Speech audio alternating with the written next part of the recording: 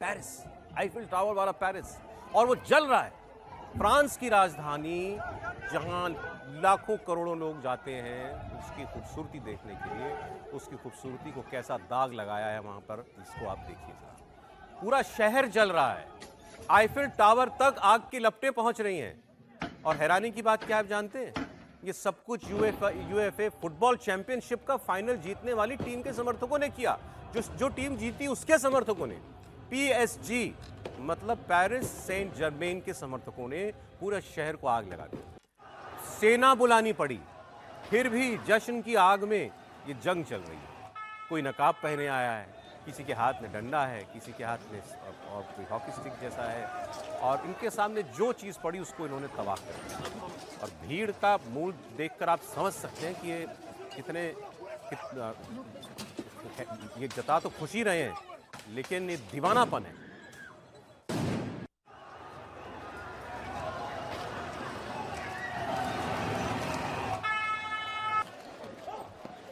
ये देखिए, पीएसजी ने आर्सेनल को यूएफए चैंपियन में 4-3 से हरा दिया था। उसके बाद पीएसजी के समर्थकों ने जश्न शुरू किया, और देखते ही देखते जश्न हिंसा में तब्दील हो गया। हर तरफ आगजनी, हंगामा, हिंसा, बवाल, मतलब एडमिनिस्ट्रेशन जब तक कुछ समझ पाता तब तक तो सब कुछ बर्बाद कर दिया था इन्होंने।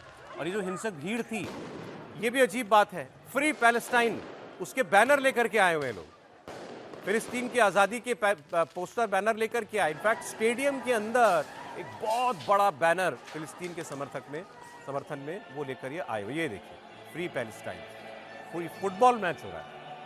अब इससे लोगों का ये अंदाज़ा लगाया जा रहा है कि इसके पीछे कुछ कट्टरपंथी लोग भी थे। और ये इमिग्रेशन पॉलिसी जो रही है फ्रांस की, जिसमें ख़ास तौर पर मिडिल ईस्ट और नॉर्थ अफ्रीका से जो इमिग्रेंट्स आए हैं उनका नाम लिया जा रहा है कि वो लोग हिंसा कर रहे थे, ये भी फिलिस्तीन का झंडा लेकर के। इसी को अभी ये छोटे से मैच में एक घटना घटी। अभी 11 जून से तो फीफा वर्ल्ड कप शुरू हो रहा है, 11 जून से, और इस बार तो अमेरिका, कनाडा और मेक्सिको मिलकर इसको कंडक्ट कर रहे हैं। अमेरिका तो ठीक है, बड़ा देश है। मेक्सिको और कनाडा ने अमेरिका से कह दिया है कि भाई फुटबॉल मैच के बाद जो टीम हारेगी उसके लोग उधम करेंगे, तो उनको बचाने के लिए आप सेना हमारे देश के अंदर भेजो। कनाडा अमेरिका से मदद मांग रहा है कि फुटबॉल मैच के बाद होने वाले दंगे को हमारी पुलिस और सेना कंट्रोल नहीं कर सकती, वो इतने ज्यादा हिंसक हो जाते हैं, तो अमेरिका हमें मदद करे। बाजार लूट लिए, इस तरीके से बाजार लूटा जा रहा है, एम्बुलेंस को जला दिया गया, अस्पताल गए, दुकानें लूट गई, बड़े बड़े शोरूम से सामान लेके गए, बड़े बड़े टीवी ले गए या बड़े सामान लेके चले गए, लोगों को लूटा रास्ते में चलते हुए। इस तरीके से इंसाफ, फुटबॉल मैचेस में, खासकर फुटबॉल मैचेस के बाद जो इंसाफ थोड़ा बहुत होता है, नहीं होता है, पहले भी होता आया है, ये अलग पैमाने पर है। और हारने वाला करता है, हारने वाला करता है, ये जीतने वाला कर रहा है।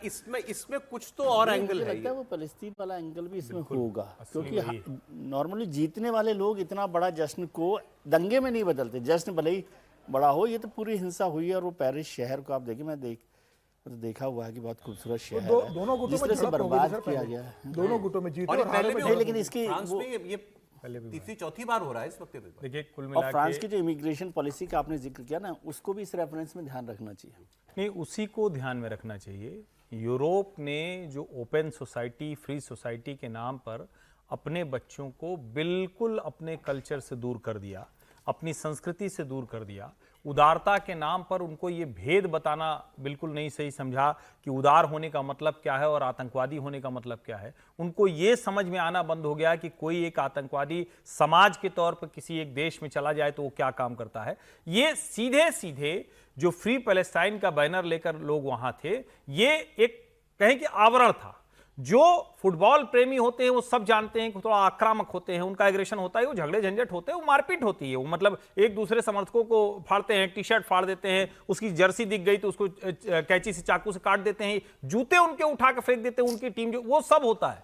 लेकिन ये जो दंगा है, ये फ्रांस की, पूरे यूरोप की जो पॉलिसी है, और एक तरह से कहें जिसको वो बार बार कोट अनकोट कहते हैं कि एंटी मुस्लिम पॉलिसी है, एंटी इमिग्रेंट ने एंटी मुस्लिम पॉलिसी वो कहते हैं, उसके खिलाफ है खड़े। और यूरोप के देशों को इसकी बड़ी तैयारी करनी पड़ेगी, क्योंकि आने वाले किसी भी बड़े आयोजन में इस तरह से उनके शहर तबाह और बर्बाद हो सकते हैं। सबसे अजीब बात आप जानते हैं, फ्रांस उन देशों में शुमार है जो इजराइल को रोज गाली देता है। ये फिलिस्तीन के मुद्दे पर फिलिस्तीन के कट्टर समर्थक हैं, और ये खासकर ये सरकार जो है इनकी और नेतन्याहू से खूब होती है, तू में होती है बाकायदा। और ये तो लिबरल माने जाते हैं। मैक्रोन जो राष्ट्रपति हैं, उनको भी जो लिबरल थॉट का आदमी है, वो भी अब इमिग्रेशन के मुद्दे पर धीरे धीरे राइट विंगर होता जा रहा है। हाँ, लेकिन वही मैक्रोन के आने के बाद भी थोड़ा सा ये बड़ा है। मैक्रोन को लिबरल माना जाता है। लेकिन मैं कह रहा हूं, दुनिया को देखिए, समझ पूरे में आ रहा यूरोप है। मैं यही पूरे यूरोप में अब ये रियलाइजेशन है कि जिस तरह से इमिग्रेशन अलाउ किया गया और जिन देशों से अलाउ किया गया, वहाँ के लोगों ने आके वहाँ पर जो केओस फैलाया है, सिर्फ यहाँ की बात नहीं, बहुत सारे यूरोपियन देशों में जो केओस फैलाया है, उसको लेकर वहाँ की सरकारें, वहाँ के पॉलिटिशियंस, वहाँ के लोग जो हैं अब अपनी ही इस पॉलिसीज़ को कोस रहे हैं। और यही आपको पेरिस में भी देखने को मिल रहा है कि जिस तरह से वहाँ पर आए इमिग्रेंट्स ने वहाँ पर चोरी चकारी, मगिंग, ये सारी चीज़ें फैलाई हैं, उसके कारण ये शहर बर्बाद